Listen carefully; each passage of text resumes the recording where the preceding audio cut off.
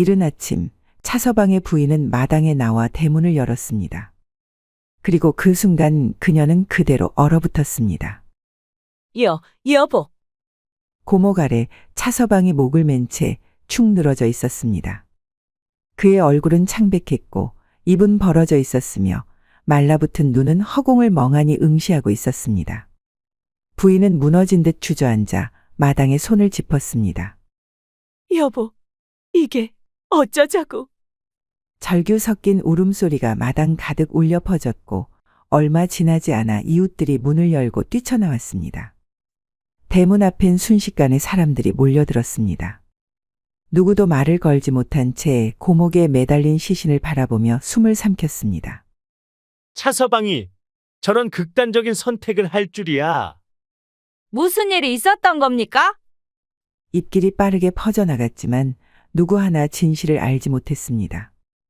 사람들은 차서방이 그간 술과 여색에 빠져 살다가 스스로 목숨을 끊은 것이라 여겼고 그 이상을 의심하는 이는 없었습니다. 그리고 그 모습을 누군가 미소 지으며 바라보고 있었습니다. 온 마을을 떠들썩하게 만든 이 사건의 발단은 몇 달 전으로 거슬러 올라갑니다. 봄 기운이 살짝 들었지만 순애의 방 안은 여전히 차가웠습니다. 구들장에 불이 들었으나 금세 식어버렸고 창문 틈으로는 찬바람이 스며들었습니다. 순애는 방 한가운데 앉아 바느질을 하고 있었습니다. 바늘 끝이 몇 번 헛돌았고 실이 끊긴 줄도 모른 채 한참을 손만 놀렸습니다. 눈길은 저고리 고름 위에서 머물다 방 구석 덩그러니 놓인 요쪽으로 옮겨졌습니다. 이젠 남편보다 이불이 나를 더 자주 안아주는구먼. 한 달 전 덕수가 술에 잔뜩 취해 그녀에게 몸을 얹었던 날이 떠올랐습니다. 숨결은 식어 있었고 입술에서는 막걸리 냄새가 진하게 났습니다. 그날 이후 이불 위는 언제나 혼자였습니다. 순애는 불쑥 거울에 비친 자기 얼굴을 바라보았습니다. 눈매는 여전히 선했고 입술에도 생기가 돌았지만 그 얼굴을 바라봐 줄 사람은 아무도 없었습니다. 예전엔 고운 얼굴이라며 아침마다 볼도 쓸어주더니 지금은 저고리 색이 바뀐 줄도 모르고. 바느질은 더 이상 손에 붙지 않았습니다. 실타래가 무릎을 굴러내리며 바닥으로 떨어졌습니다. 꽃도 봐줄 리가 있어야 핀다더니. 말을 뱉고 나서도 입가에 쓸쓸한 웃음이 번졌습니다. 순애는 자연스럽게 손끝을 자신의 치마폭으로 넣었습니다. 숨이 잠시 멎는 듯하다 이내 그녀는 손을 거두고 작게 중얼댔습니다. 내가 지금 무슨 짓을 하는 게람. 창밖에서는 밤벌레 소리가 가늘게 들려왔습니다. 순애는 등불을 끄고 조용히 몸을 누였습니다. 달빛이 스며드는 방 안은 조용했고 이불 속은 한없이 넓고 공허했습니다. 허구한 날 밖에서 술을 마시고 노름에 빠진 남편 덕수는 여전히 집에 돈 한 푼 들이지 않았습니다. 살림은 점점 팍팍해졌고 결국 순애는 이웃 마을의 부잣집에 품을 팔게 되었습니다. 그 집의 주인은 차서방이라 불리는 사내였습니다. 마흔을 넘긴 사내로 키가 크고 체격이 반듯했으며 눈매는 깊고 어깨는 넓었습니다. 지나가는 이들이 한 번쯤은 돌아볼 만한 사내였죠. 그는 상인조합을 운영하며 부를 쌓았고 일이 바쁘다는 핑계로 부인과는 별거 중이었습니다. 부인, 오늘도 수고가 많소. 그의 말에 순애는 고개를 숙였습니다. 아닙니다. 이렇게 일할 수 있는 자리를 주신 것만으로도 감사합니다. 차서방의 시선은 조심스럽게 그녀의 목덜미에 머물렀습니다. 땀에 젖은 저고리가 등에 붙어 곡선이 은근히 드러나 있었습니다. 그는 잠시 숨을 고르고는 손에 든 찻잔을 내밀었습니다. 이리 와 차나 한잔 하시게. 순애는 잠깐 머뭇거렸지만 이내 고개를 끄덕이고 자리에 앉았습니다. 차서방은 그녀의 잔에 조심스럽게 차를 따랐습니다. 찬물은 조용히 잔 속으로 흐르고 두 사람 사이의 기류도 천천히 달라지기 시작했습니다. 그날 이후 차서방은 순애를 유독 챙겼습니다. 어느 날 순애가 빨래 광주리를 이고 개울가로 향하던 참이었습니다. 차서방이 말을 타고 마당을 지나가다 그녀를 발견하고 말에서 내렸습니다. 부인, 그 무거운 것을 어찌 혼자 들고 가시오? 괜찮습니다. 익숙한 일이옵니다. 순애가 고개를 숙이자 차서방은 옆에 서 있던 여종을 불렀습니다. 영실아, 박 부인의 짐을 네가 대신 져라. 부인이 더위에 지친 듯하구나. 영실은 못마땅한 표정을 지었지만 주인의 말에 따를 수밖에 없었습니다. 그녀는 광주리를 받아들며 수내를 흘겨보고는 개울가로 향했습니다. 괜히 민폐를 끼친 것 같사옵니다. 수내가 조심스럽게 말하자 차서방은 미소를 지으며 대답했습니다. 민폐라니요. 부인은 누구보다 성실하게 일하고 계시오. 쉴 땐 쉬어야지요. 그의 목소리에는 확신이 담겨 있었고 눈빛에는 감추지 못한 무언가가 어른거렸습니다. 수내는 말없이 고개를 끄덕였지만 속으로 조용히 숨을 삼켰습니다. 이분 어찌 이렇게까지 나를. 그 생각은 바람처럼 가볍게 흘러갔지만 가슴 어딘가에 잔잔한 물결을 남기고 있었습니다. 초여름의 햇살이 마당을 뜨겁게 데우던 어느 날이었습니다. 수내는 무거운 쌀자루를 부지런히 창고로 옮기고 있었습니다. 땀이 이마를 타고 흘렀고 등에 닿은 햇살은 젖은 저고리를 따라 그녀의 가녀린 등줄기를 붉게 그려내고 있었죠. 마당을 지나던 차서방은 그 모습을 보고 걸음을 멈췄습니다. 그의 눈길은 무의식 중에 수내의 등 뒤에 머물렀고 땀에 젖어 살짝 달라붙은 저고리 아래로 희미하게 드러나는 살결이 그의 시선을 붙잡았습니다. 부인, 그렇게 무거운 것을 혼자 들고 다치기라도 하면 어쩌시렵니까? 차서방의 목소리는 평소보다 낮고 조용했습니다. 수내는 놀라 고개를 돌렸습니다. 괜찮사옵니다. 익숙한 일이옵니다. 그녀의 말에 차서방은 고개를 살짝 젖혔고 이내 곁에 있던 여종을 불렀습니다. 봉순아, 이 일은 네가 맡아라. 박 부인이 더위에 지친 듯하니. 봉수는 인상을 찌푸리며 쌀자루를 건네받았습니다. 말은 없었지만 얼굴엔 불만이 그대로 드러나 있었죠. 고맙구나, 봉순아. 수내가 미안한 듯 웃으며 말했지만 봉수는 대답 없이 창고 쪽으로 무거운 걸음을 옮겼습니다. 차서방이 조용히 수내의 곁으로 다가왔습니다. 부인 덕에 이 집이 한결 정갈해졌소. 음식 맛도 부드러워졌고. 그의 말에는 격식보다는 진심이 묻어났습니다. 수내는 아무 말 없이 고개를 숙였지만 마음 한편에 작은 파문이 일었습니다. 그날 이후 여종들의 시선은 눈에 띄게 달라졌습니다. 식사 시간에는 그녀를 피해 자리를 옮겼고 그녀가 가까이 다가가면 수군대던 말들이 멈췄습니다. 특히 영실과 봉순의 눈길에는 노골적인 질시가 어려 있었습니다. 박 부인은 참 좋으시겠어요? 주인 어르신께서 특별히 아끼시니. 어느 날 영실이 말끝을 길게 느리며 혀를 찼습니다.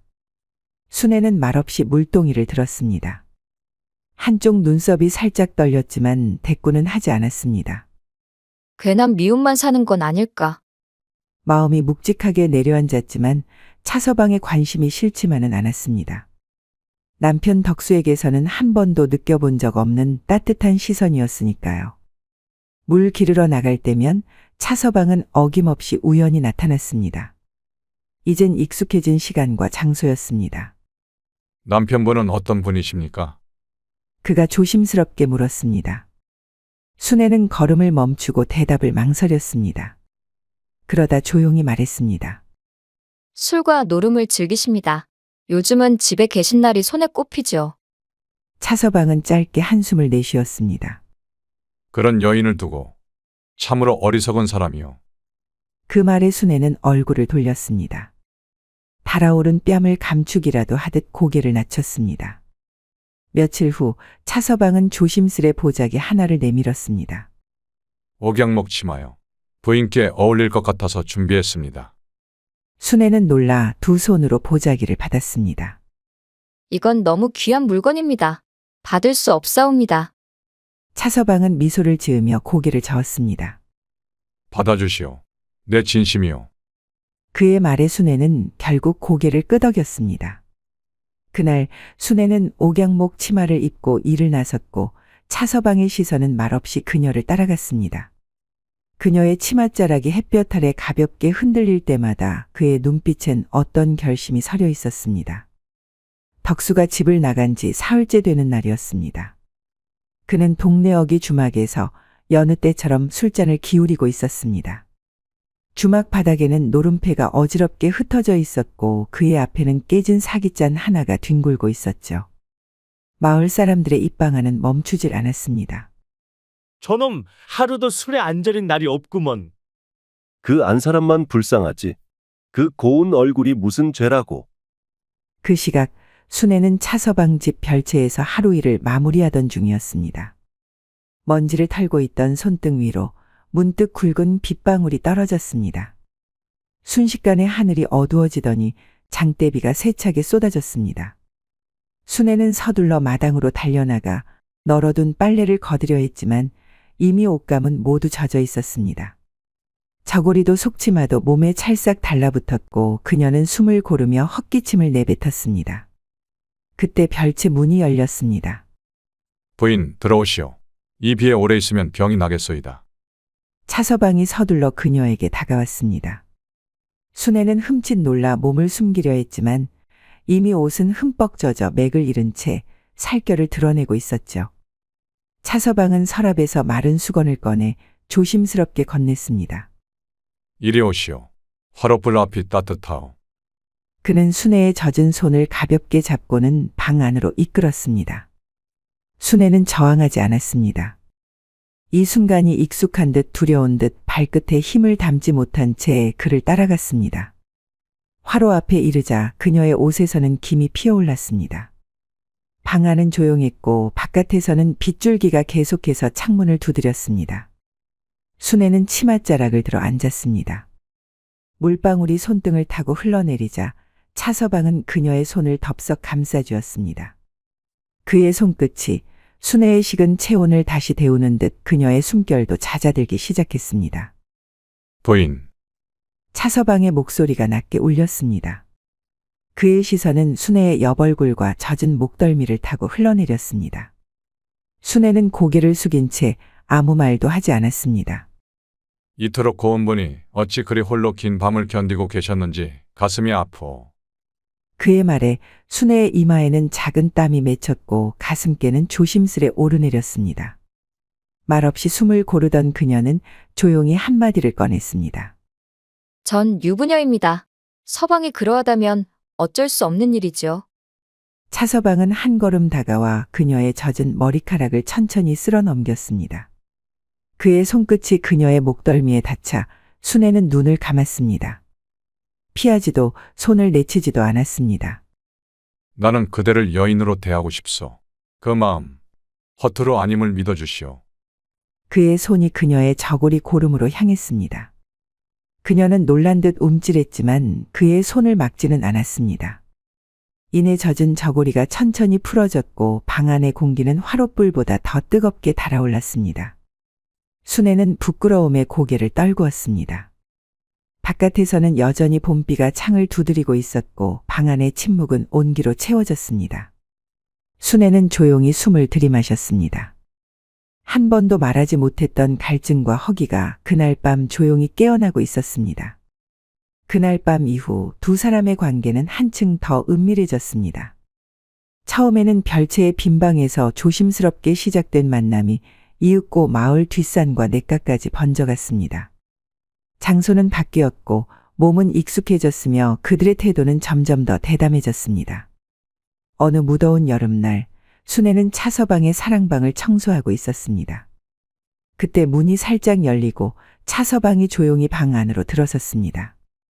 문이 닫히는 소리에 순애는 고개를 들었습니다. 어르신, 여긴 사람들 눈이 많습니다. 차서방은 말없이 다가와 그녀의 곁에 섰습니다. 조용히만 한다면 아무도 모를 것이오. 그는 낮게 속삭이며 순애의 머리칼을 뒤로 넘겼습니다. 바깥에서는 여종들의 웃음소리와 머슴들의 도끼질 소리가 들려왔지만 방 안의 공기는 점점 더 뜨겁게 달아올랐습니다. 정말 이러시면 그 말이 다 끝나기도 전에 차서방의 입술이 그녀의 입술을 덮었습니다. 잠시 움찔하며 물러서는 듯했던 그녀의 몸이 이내 멈췄고 저고리 고름이 풀리는 소리가 방 안을 채웠습니다. 그녀의 숨결은 차츰 거칠어졌고 차서방은 그녀를 벽 가까이로 이끌었습니다. 순애는 저항하지 않았습니다. 숨죽인 채 이마에 맺힌 땀을 떨구며 그의 손끝이 닿는 곳마다 느껴지는 감각을 묵묵히 받아들였습니다. 마치 바깥 세상은 사라지고 방 안에 두 사람만이 전부가 된 듯했죠. 그러나 바로 그때 문 밖에서 발소리가 들렸습니다.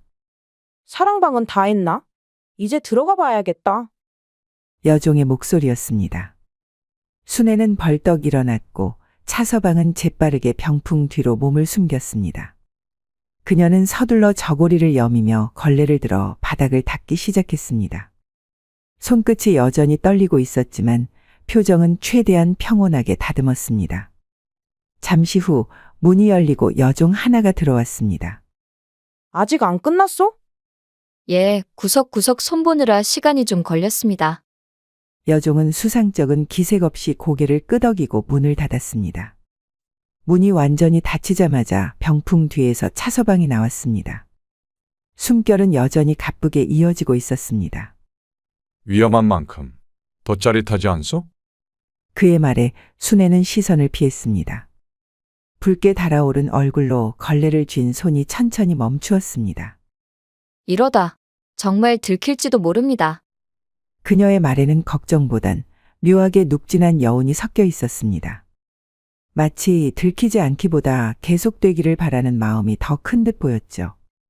그날 일이 끝난 뒤 차서방은 조심스럽게 작은 주머니 하나를 내밀었습니다. 안에는 100냥이 넘는 은전이 들어 있었습니다. 이건 부인의 살림에 보태시도록 드리는 것이오. 순애는 고개를 숙였습니다. 전 그런 건 받을 수 없습니다. 차서방은 부드럽지만 단호한 목소리로 말을 이었습니다. 남편이라는 사람은 밖으로만 돌고 집안은 부인 손에 맡겨놓았지 않소. 그 책임 누군가는 져야 하지 않겠소. 그 말에 순애는 입을 다물고 주머니를 받아들었습니다. 집에 돌아온 그녀는 장독 밑에 조심스럽게 그것을 감추었습니다. 그날 저녁 상위에는 평소보다 훨씬 푸짐한 반찬이 올랐습니다. 보쌈, 미역국, 고등어구이 그리고 술 한 잔까지. 덕수는 수저를 들다 말고 물었습니다. 이렇게 좋은 반찬은 어디서 난 것이요? 순애는 시선을 들지 않고 대답했습니다. 일이 많아져서 삭슬 더 받았어요. 덕수는 그녀를 의심스러운 눈초리로 바라보았지만 이내 고개를 끄덕이며 잔을 들었습니다. 잘 됐구려. 앞으로도 그 집 일은 계속 다니시오. 음식이 아주 좋소이다. 그 말에 순애는 입술을 굳게 다물고 젓가락을 들었습니다. 속은 자꾸만 복잡해졌습니다. 돈을 받을 때마다 그녀는 욕망과 죄책감 사이를 헤맸고 누군가에게 들키는 것이 두려우면서도 한편으로는 들켜도 괜찮을 것 같은 마음이 들었습니다. 처음엔 외로움 때문이었습니다. 나중엔 생활 때문이었고 지금은 차서방이 부엌 문을 열고 들어올 때마다 가슴이 두근거렸습니다. 그의 손이 머리칼을 넘길 때마다 볼이 뜨거워졌고 목덜미에서부터 퍼지는 감각이 등줄기를 타고 내려올 때마다 자신이 어느새 다른 세계에 발을 딛고 있다는 것을 실감했습니다. 그녀는 알고 있었습니다. 지금 자신이 서 있는 자리가 너무도 위태롭다는 것을. 하루는 어김없이 순애와 차서방이 부엌에서 사랑을 나누던 순간이었습니다. 부엌 창문 틈으로 그 모습을 지켜보는 또 다른 눈이 있었습니다. 덕수였습니다. 덕수는 손가락 마디에 핏기가 빠질 만큼 창틀을 움켜쥔 채 눈을 가늘게 떴습니다. 대체 무슨 일을 하기에 순애가 돈을 많이 벌어오는지 확인차 따라왔던 것이죠. 몰래 담을 넘어 도착한 부엌에서 순애와 차서방의 격렬한 신음소리가 흘러나왔습니다. 그것은 단순한 관계가 아니었습니다. 목소리에 깃든 온기, 눈길이 머무는 거리, 익숙한 손짓 하나하나가 덕수의 눈에 또렷이 들어왔습니다. 그래, 결국 사내질이었구만. 순애의 웃음소리는 유독 밝았습니다. 덕수는 가슴 한가운데로 무엇인가가 내려앉는 느낌을 받았습니다. 그러나 분노는 예상보다 빠르게 가라앉았습니다. 오히려 머릿속은 서늘하게 맑아졌고 그 안에서 묘한 이득의 가능성이 꿈틀거렸습니다. 그는 몸을 돌려 조용히 차서방의 집을 빠져나왔습니다. 순애, 이 해픈 계집년이. 그날 밤 덕수는 마당 평상에 홀로 앉아 있었습니다. 밤기운을 들이마시며 한참 동안 아무 말도 하지 않았습니다. 어둠은 고요했고 그의 머릿속은 시끄러웠습니다. 곰방대를 입에 물고 호흡 하나하나에 생각을 더했습니다. 그날 낮에 보았던 부엌안의 그림자는 더 이상 분노의 대상이 아니었습니다. 이건 내게 기회가 될 수 있겠어. 생각을 마친 덕수의 입가에 비열한 웃음이 번졌습니다. 기다려라. 이제 니년놈들의 몸과 재산은 내 차지다. 어느 날 아침, 덕수는 순애에게 며칠간 집을 비울 거라는 말을 하고 대문을 나섰습니다. 덕수가 떠나자 순애는 떨리는 손으로 짧은 쪽지를 써서 차서방에게 보냈습니다. 붓끝에 묻은 연지가 흰 종이를 스칠 때마다 그녀의 눈빛에도 설명하기 어려운 물결이 일었습니다. 해가 서산 너머로 기울 무렵 차서방은 술병을 품에 안고 조심스레 순애의 집 담장을 넘었습니다. 신발 밑에 자갈이 밟히는 소리가 작게 울릴 때마다 그 소리를 듣는 순애의 심장은 점점 더 세차게 뛰었습니다. 부인, 남편은 오늘 돌아오지 않는다 들었소이다. 차서방은 부엌 문턱에 발을 걸쳤습니다. 그의 목소리는 낮고 침착했지만 감추기 힘든 열기가 실려 있었습니다. 순애는 술상을 차리던 손을 멈추고 조용히 고개를 숙였습니다. 예, 어르신. 며칠은 돌아오지 않을 것입니다. 그녀는 조심스레 술잔을 내밀었고 차서방은 그 손등을 스치듯 잔을 받아들었습니다. 요즘 밤 공기가 제법 서늘하더이다. 차서방의 말에 순애는 저고리 깃을 매만지며 고개를 끄덕였습니다. 바닥에 놓인 그릇이 살짝 흔들렸고 그녀의 숨결도 함께 흔들렸습니다. 부인, 그가 다가와 그녀의 댕기를 조심스럽게 쓸어내렸습니다. 손끝이 목덜미를 스치는 순간 순애는 눈을 감았습니다. 더 이상의 말은 필요하지 않았습니다. 어둠 속 집더미 위 두 사람의 그림자는 조용히 하나로 엉켜붙었습니다. 아궁이의 불빛이 일렁이며 부엌 안을 물들였고 흩어진 순애의 머리카락이 집더미 위를 가득 덮었습니다. 한참 후 순애는 옷매무새를 가다듬었습니다. 뺨엔 아직 열이 남아 있었습니다. 어르신, 방으로 옮겨 술 한 잔 더 하시죠. 차서방은 미소를 지으며 고개를 끄덕였습니다. 오늘 좋은 술을 가져왔소. 잘 어울리는 밤이니. 두 사람은 사랑방으로 자리를 옮겼습니다. 웃음과 술잔이 오갔고 정적은 금세 달빛 아래 녹아내렸습니다. 차서방은 잔을 비우고 난 뒤 조용히 입을 열었습니다. 아까 부인이 등을 젖히셨을 때 집더미 위로 흩어진 머리칼이 숨이 막힐 뻔했소. 순애는 웃음을 참고 고개를 숙였습니다. 어르신도 참 그런 말씀을 부끄럽습니다. 그 순간을 어찌 잊겠소. 부인의 곡선, 숨결, 모든 것이. 그의 말이 길어지자 순애는 얼굴을 가볍게 가리고 웃었습니다. 이내 마주친 눈빛 속에는 말하지 못한 기묘한 안도감이 퍼졌습니다. 그리고 이 모습을 사랑방의 문 너머 덕수가 조용히 엿보고 있었습니다. 그의 눈은 벌겋게 충혈됐고 손은 바들바들 떨렸습니다. 방 안에서 들리는 웃음소리와 농담이 그의 속을 뒤집고 있었습니다. 저 간악한 놈, 그리고 저게 집. 내가 기어이 내 손으로. 그는 이를 악물며 중얼거렸습니다. 그러나 이내 주먹을 움켜쥐고는 그대로 뒤로 물러났습니다. 차서방은 마을에서도 힘있는 인물이었고 무작정 맞설 수는 없었습니다. 지금은 아니다. 때를 기다려야 한다. 덕수는 담장 너머 어둠 속으로 조용히 스며들었습니다. 그의 눈빛은 싸늘했고 그의 머릿속은 하나의 그림을 그리고 있었습니다. 조용히 치밀하게 무너뜨릴 계획을. 방 안의 술기는 점점 무르익어 갔습니다. 차서방은 술병을 기울이며 헛헛한 웃음을 터뜨렸습니다. 부인, 당신 그 양반은 참으로 성실한 분이로군요. 주막이랑 노름판을 그리도 부지런히 들락거리는지. 허허. 순애는 빈잔을 쥔 채 잠시 머뭇거렸지만 이내 억지로 웃음을 지었습니다. 예, 참 부지런하죠. 여인 하나 제대로 상대 못하는 것도 부지런함에 들어간다면요. 그런 사내에게 이런 부인이 있다는 게 참 기막힌 일이오. 두 사람은 속삭이듯 웃었습니다. 그리고 잠시 후 차서방은 몸을 가누지 못한 채 그대로 방바닥에 쓰러졌습니다. 그의 거친 숨소리와 코 고는 소리가 조용한 방을 채웠습니다. 순애는 상을 거두기 위해 천천히 몸을 일으켰습니다. 발을 때려는 찰나 대문에서 덜컥 하는 소리가 들려왔습니다. 부인, 나왔소. 그 소리에 그녀는 그대로 얼어붙었습니다. 문간에는 덕수가 서 있었습니다. 여보? 왜 이렇게 일찍 오셨어요? 마누라가 보고 싶어 그냥 일찍 들어왔소이다. 그런데 방 안에서 나는 이 소리는 뭡니까? 순애는 식은땀을 삼키며 더듬더듬 말했습니다. 차서방께서 지나가다 잠시 들르셨다가 술을 좀 드시고는 그만. 덕수는 입꼬리를 비틀어 올리며 고개를 끄덕였습니다. 그렇소? 손님이라면 대접을 잘해야지. 오래 누워 계시면 안 좋을 텐데. 깨워드려야겠군. 아닙니다. 지금은 너무 취하셔서. 덕수는 고개를 끄덕였습니다. 그럼 그렇게 하지.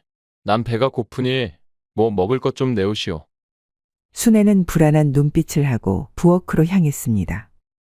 그 사이 덕수는 자신의 방으로 들어와 코를 골며 자고 있는 차서방을 바라보았습니다. 그의 눈동자에는 살기가 서려 있었습니다. 방금 전까지 자신의 아내와 웃고 떠들며 부엌에서는 정까지 통했다는 생각에 분노가 치밀었죠. 덕수는 베개를 들어 차서방의 얼굴을 덮고 체중을 실어서 힘차게 누르기 시작했습니다. 헉! 차서방은 베개 안에서 비명을 지르며 온몸을 버둥거렸습니다. 그러나 몇 분간의 격렬한 몸부림 끝에 차서방의 손이 차갑게 늘어지며 방 안은 조용해졌습니다. 덕수는 무표정한 얼굴로 방을 나왔습니다. 부엌에서 기다리던 순애를 향해 아무렇지 않은 듯 말했습니다. 부인, 차서방이 아직도 자고 있어. 깨워서 보내시지요. 순애는 수저를 놓고 방으로 들어갔습니다. 몇 번을 불렀지만 차서방은 꼼짝도 하지 않았습니다. 여보, 이 사람 숨을 쉬지 않아요. 덕수는 방으로 들어와 차서방의 시신을 바라보며 놀라는 척을 했습니다. 정말이요? 이런. 우리 집에서 이런 일이 생기다니. 누가 알게 된다면 큰일이겠소. 이대로 놔두면 영락없이 부인이 살인범이 될 것이오. 어떡하죠, 여보? 이걸 어쩌죠? 옥살이를 하고 싶지 않거든. 이 송장은 얼른 내다버려야 하오. 마을 연못으로 옮기는 게 좋겠소이다. 순애는 얼굴이 새하얘졌습니다. 제가요? 그게 낫소. 내가 나서면 더 수상하게 될 테니. 대신 나가다 인기척이 들리면 곧장 돌아오시오. 그리하여 순애는 밤을 틈타 송장을 업고 집을 나섰습니다. 시신은 무거웠고 그녀의 허리는 꺾이다시피 했습니다. 이마에서는 땀이 줄줄 흘렀고 숨결은 거칠었습니다. 이게 죄인가 벌인가? 차서방 그대는 지금 내 등에 얹혀 어디를 가시려는 겁니까? 연못가에 닿은 그녀는 조심스레 몸을 낮췄습니다. 하지만 그때 어둠 속에서 누군가 헛기침을 했습니다. 에템. 순애는 소스라치게 놀라며 다시 송장을 들쳐 업었습니다. 숨을 헐떡이며 마을길을 따라 되돌아왔고 그 뒤에는 덕수가 어둠 속에 몸을 숨긴 채 조용히 웃고 있었습니다. 다음 날 덕수는 또다시 명령하듯 말했습니다. 이번엔 뒷산 골짜기로 가시오. 거기는 아무도 안 다닐 테니. 순애는 말없이 고개를 끄덕였습니다. 다시금 무거운 시신을 업고 산길을 올랐습니다.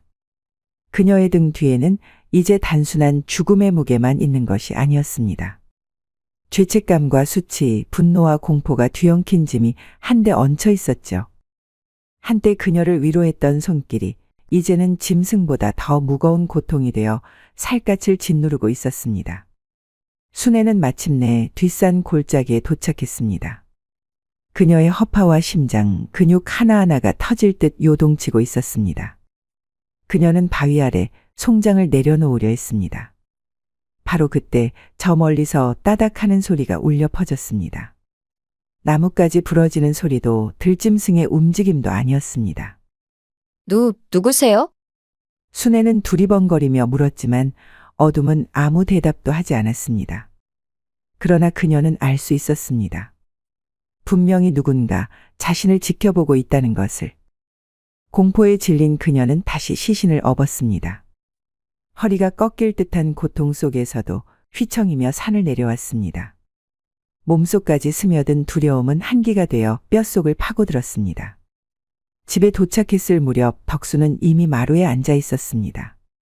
그의 눈빛은 어둠보다 더 짙었고 알게 모르게 옅은 미소가 반짝이기까지 했습니다. 순애는 문턱을 넘자마자 시신을 바닥에 내던지고 그 자리에 무릎을 꿇었습니다. 여보, 죽을 죄를 지었어요. 제가 잘못했어요. 그녀는 흐느끼며 이마를 땅에 박았습니다. 떨리는 입술 사이로 진실이 쏟아져 나왔습니다. 그 사람이 자꾸 도와준다고 해서 처음엔 그저 고마웠을 뿐인데 그만. 말은 엉켜 있었고 목소리는 젖어 있었습니다. 순애는 모든 것을 고백했습니다.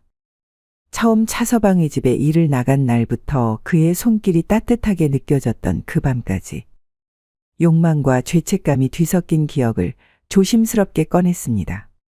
제가 송장을 이고 또 지고 더는 못하겠어요. 이제는 너무 무서워요. 덕수는 말없이 듣고 있었습니다. 분노와 조소, 억제된 쾌감이 그의 얼굴에 얽혀 있었습니다. 이윽고 덕수는 조용히 일어나 순애의 어깨를 붙잡았습니다. 그리고 단호하게 말했습니다. 됐어. 이제 그만하시오. 순애는 눈을 감은 채 고개를 숙였습니다. 그에게 더는 대꾸할 말이 없었습니다. 2번 다시 내 눈앞에서 그런 짓 하지 마시오. 그리고 내 말 잘 들으시오. 알겠소? 예. 그녀의 대답은 바람에 실린 숨결처럼 작고 희미했습니다. 잠시 후 덕수는 차서방의 시신을 직접 짊어졌습니다.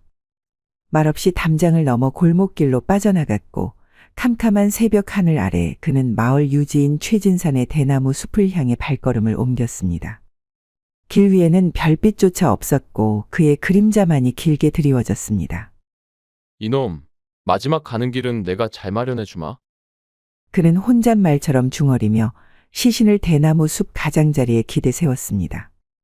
살아있는 듯 보이게끔 허리를 약간 굽히고 머리를 수그리게 했습니다. 이어서 그는 주변에 놓인 돌을 들고 대나무를 힘껏 두드렸습니다. 쿵, 쿵. 이윽고 최진사의 집에서 불빛이 켜졌습니다. 창문이 열리고 잠에서 깨어난 그의 고함이 밤공기를 찢었습니다. 이게 무슨 소리냐? 누가 내 대나무를 자르고 있는 게냐? 하인들이 비몽사몽한 얼굴로 마당에 몰려 나왔습니다. 횃불 챙겨라. 당장 숲으로 간다. 그들은 횃불을 들고 대나무 숲으로 달려갔고 숲 사이 어둠 속에 웅크리고 선 사람의 형체를 발견했습니다. 말도 없이 그에게 달려든 하인들은 거칠게 끌고 나와 눕혔습니다. 이놈아, 남의 재산을 탐내다니. 이 밤에 정녕 맞아 죽고 싶은 것이냐? 사내는 저항하지 않았고 하인들은 밧줄로 그의 몸을 꽁꽁 동여맸습니다. 그리고는 몽둥이, 장작, 지게막대까지 동원해 거침없이 두들겨 패기 시작했습니다.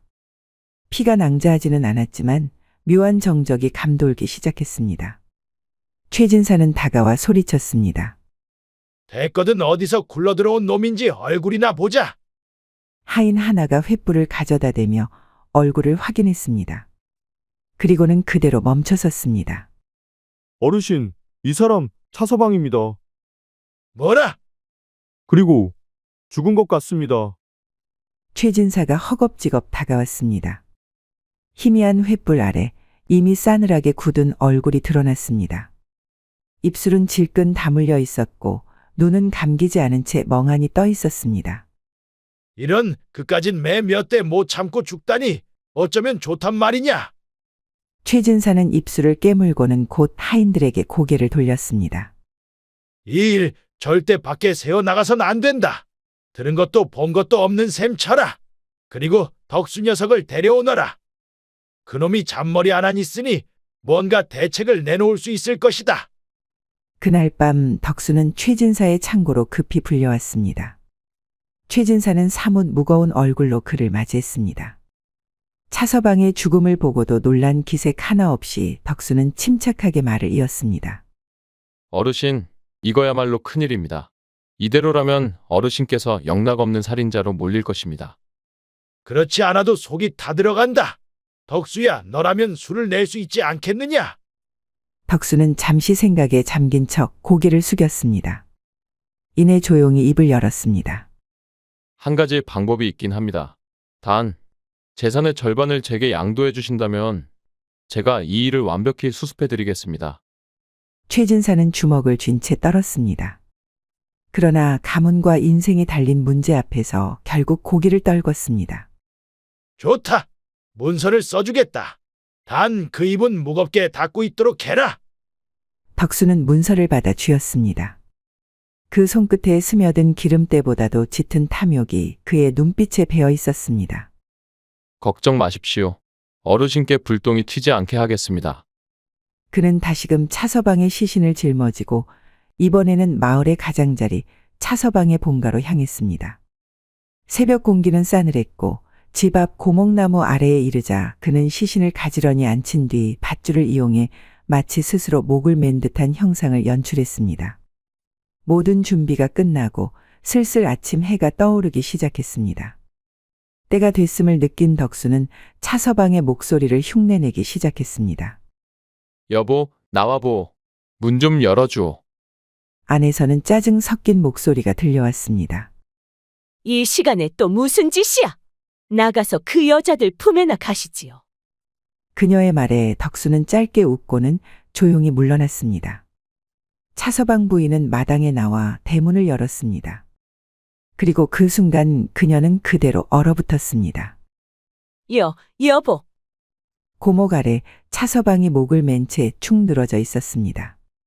그의 얼굴은 창백했고 입은 벌어져 있었으며 말라붙은 눈은 허공을 멍하니 응시하고 있었습니다. 부인은 무너지듯 주저앉아 마당에 손을 짚었습니다. 여보, 이게 어쩌자고. 절규 섞인 울음소리가 마당 가득 울려 퍼졌고 얼마 지나지 않아 이웃들이 문을 열고 뛰쳐나왔습니다. 대문 앞엔 순식간에 사람들이 몰려들었습니다. 누구도 말을 걸지 못한 채 고목에 매달린 시신을 바라보며 숨을 삼켰습니다. 차서방이 저런 극단적인 선택을 할 줄이야. 무슨 일이 있었던 겁니까? 입길이 빠르게 퍼져나갔지만 누구 하나 진실을 알지 못했습니다. 사람들은 차서방이 그간 술과 여색에 빠져 살다가 스스로 목숨을 끊은 것이라 여기게 되었고 그 이상을 의심하는 이는 없었습니다. 차서방 부인은 시신 앞에 무릎을 꿇고 통곡했습니다. 흙 묻은 치맛자락은 바닥을 끌며 젖어들었고 뺨을 타고 흐르는 눈물은 멈출 줄을 몰랐습니다. 여보, 어쩌다 이렇게. 왜 나를 두고. 그녀의 울음은 사람들의 마음을 짓눌렀지만 그 슬픔 한켠에는 말 못할 감정 하나가 얽혀 있었습니다. 오랜 세월 남편의 방탕과 무관심에 지쳐왔던 그녀는 그제야 숨겨온 매듭이 풀려나가는 듯한 묘한 해방감을 느끼고 있었습니다. 마치 가슴 한켠에 남아있던 작은 근심이 어설프게나마 마무리된 듯한 허탈한 여운이었습니다. 사람들은 숙연히 고개를 떨구었고 몇몇은 그녀의 어깨를 조심스레 부축했습니다. 마님, 우선 몸부터 추스르셔야 합니다. 부인은 흐트러진 옷매무새를 가다듬을 겨를도 없이 그저 울음을 이어갔습니다. 하지만 그 누구도 그녀의 눈물 속 깊은 곳에 담긴 감정의 실체까지는 읽어내지 못했습니다. 그때 조금 떨어진 골목 어귀. 담장 너머에서 덕수가 조용히 그 광경을 지켜보고 있었습니다. 그의 시선은 차서방 부인의 울음과 치맛자락, 흩어진 머릿결을 천천히 훑었습니다. 그녀가 드디어 홀몸이 되었다는 사실이 묘하게도 덕수의 가슴을 쿡 찌르듯 자극했습니다. 이제야 내 차례가 온 것 같구먼. 그는 중얼거리듯 말하며 옅은 웃음을 머금었습니다. 곧 뒷짐을 진 채 골목을 돌아 나갔습니다. 그의 발끝에는 힘이 실려 있었고 어깨는 가볍게 들썩였습니다. 차서방이 죽은 지 한 달이 지난 어느 봄날 덕수는 그 집 근처를 배회하다 열린 대문 너머로 마루에 멍하니 앉아있는 여인의 모습을 발견했습니다. 그 여인은 차서방의 부인이었습니다. 누구십니까? 덕수와 눈이 마주친 여인이 조용한 목소리로 말하며 다가왔습니다. 아, 마시를 나왔다가 덕수라고 하오. 차서방 부인은 그의 이름을 듣고도 놀란 기색이 없었습니다. 들어오시겠어요. 마침 차를 막 우려는 참이거든요. 조용한 사랑방. 두 사람은 마주 앉아 잔을 나누었습니다. 차서방 부인은 낯선 방문자와의 대화가 반가운 듯 연신 미소를 보였고 덕수는 그녀의 얇게 떨리는 손끝에 시선을 주었습니다. 덕수는 어느 순간 조심스럽게 손을 부인의 손 위에 얹었고 부인은 그 손을 가만히 감싸주었습니다. 부인의 손은 참 따뜻하십니다. 차서방 부인의 눈가엔 이슬이 맺혔습니다. 남편은 늘 차가웠지요. 두 사람의 숨결이 가까워졌고 입술이 닿는 것은 자연스러운 일이었습니다. 처음엔 망설임이 있었지만 오래 누적된 외로움이 금세 장벽을 녹였습니다. 그날 밤 말없이 한 이불을 덮은 그들은 마치 허기진 영혼끼리 서로를 덮이듯 깊게 얽혔습니다. 다음 날 차서방 부인은 그의 품 안에서 속삭였습니다. 어젯밤처럼 따뜻했던 적이 없었습니다. 그녀의 말끝엔 묘한 망설임이 묻어 있었습니다. 덕수가 정말 위로가 되었던 건지 아니면 그저 고독을 피하기 위한 몸부림이었는지 그녀 스스로도 답을 알 수 없었습니다. 덕수는 조용히 그녀의 머리칼을 쓸어넘기며 답했습니다. 나 역시 부인을 잊지 못할 것입니다. 그 후로 두 사람의 만남은 계속 이어졌습니다. 덕수는 이를 핑계로 밥 먹듯 집을 비웠고 차서방의 부인을 찾아와 그녀의 육체를 탐했습니다. 덕수에게는 순애에 대한 미안함 따위는 전혀 없었고 그저 차서방 부인을 차지했다는 만족감 뿐이었습니다. 하루는 덕수가 며칠간 차서방의 부인과 살다가 해가 뜰 무렵에 집으로 돌아온 날이었습니다. 순애는 아침 찬물을 올리며 조용히 그를 맞았습니다. 여보, 어젯밤 마을 일은 어땠어요? 별일 없었소. 회의가 길었을 뿐이요. 순애는 미소 지었지만 눈빛은 무언가를 꿰뚫고 있었습니다. 차서방이 죽은 이후 그녀는 혼자서 긴 시간 동안 덕수의 태도를 그리고 자신의 삶을 돌아보며 지냈습니다. 남편은 살면서 언제나 진심인 게 단 하나도 없었지. 거기까지 생각이 미치자 그녀는 엉킨 실타래가 풀리는 느낌을 받았습니다. 그리고 그녀는 결심한 듯 차서방 부인을 찾아갔습니다. 차 한 잔을 사이에 두고 두 여인은 마주 앉아 있었습니다. 오랜 침묵 끝에 순애가 입을 열었습니다. 우리 진심을 털어놓읍시다. 차서방 부인은 잔을 내려놓고 고개를 숙였습니다. 알고 계셨군요. 예. 그리고 부끄럽지만 저도 같은 실수를 했습니다. 덕수는 우리 둘을 모두 소유물처럼 여기고 있지요. 차서방 부인은 눈을 감고 고개를 끄덕였습니다. 그 사람의 장난에 더는 흔들리고 싶지 않아요. 그날부터 두 여인은 조용히 움직이기 시작했습니다. 덕수가 누구를 만나고 어디를 드나들었는지 주변 사람들에게 묻고 다녔습니다. 계속해서 조사하던 끝에 최진사와의 연결고리를 발견했습니다. 두 사람은 최진사 댁의 하인 중 하나를 만나 회유하고 설득한 끝에 그날의 진상을 알게 되었습니다. 그날의 이야기를 들은 두 사람은 경악을 금치 못했죠. 순애와 부인은 덕수가 최진사를 협박해 얻은 문서와 감춰진 재산을 하나하나 찾아내 정리해 나갔습니다. 그리고 마침내 마을 원님이 주재한 향약 모임에서 순애가 나섰습니다. 차서방 부인과 함께였고 덕수의 모든 죄를 낱낱이 밝혔습니다. 과거 덕수가 차서방을 죽음으로 몰았던 정황, 최진사를 위협해 재산을 가로챈 계약, 두 여인과 동시에 관계를 이어오며 모든 것을 조종했던 간악함까지 문서와 증언으로 드러났습니다. 덕수는 처음엔 웃으며 받아넘기려 했지만 문서와 증언이 쌓이자 얼굴빛이 창백해졌습니다. 이건 조작이요? 둘이 짠 것이 분명하오? 차서방의 부인은 단호하게 말했습니다. 우리는 진실을 말하고 있을 뿐입니다. 원님은 고개를 끄덕였습니다. 덕수, 네 죄는 네가 알 것이며 이 일은 관에 넘기겠다. 덕수는 그렇게 관하로 끌려갔고 그 후로 덕수가 어떻게 되었는지는 정확히 알려진 바가 없었습니다. 끔찍한 처벌을 받았다는 얘기만 들려올 뿐이었죠.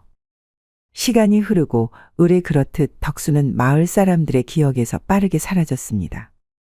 남은 것은 낡은 문패 하나뿐이었습니다. 그리고 남겨진 두 여인은 더 이상 서로를 외면하지 않았습니다. 순애는 음식 솜씨를 살려 주막을 열었고 차서방 부인은 차서방이 했던 상인조합의 일을 맡아 진행했습니다. 그들은 각자의 손으로 삶을 지탱했고 밤이면 함께 차를 마시며 이야기를 나누었습니다. 그 모든 시간이 부끄럽지만 덕분에 지금 우리가 여기 있네요. 이젠 우리가 서로를 지키는 사람들이 되었으니 충분하지요. 그해 겨울 첫눈이 내리던 날, 순애는 조용히 문을 열고 나가 눈송이를 손바닥에 받았습니다. 한참 동안 가만히 바라보다가 조용히 속삭였습니다. 이제야 진짜 봄이 오는 것 같네요. 그녀들의 삶은 그제야 비로소 그녀들 자신의 것이 되었습니다. 그렇게 진실을 직면한 두 여인은 마침내 자신의 계절을 살기 시작했습니다. 야다마 씨의 다음 이야기를 빠르게 시청하시려면 동그라미를 클릭하여 구독을 눌러주세요. 감사합니다.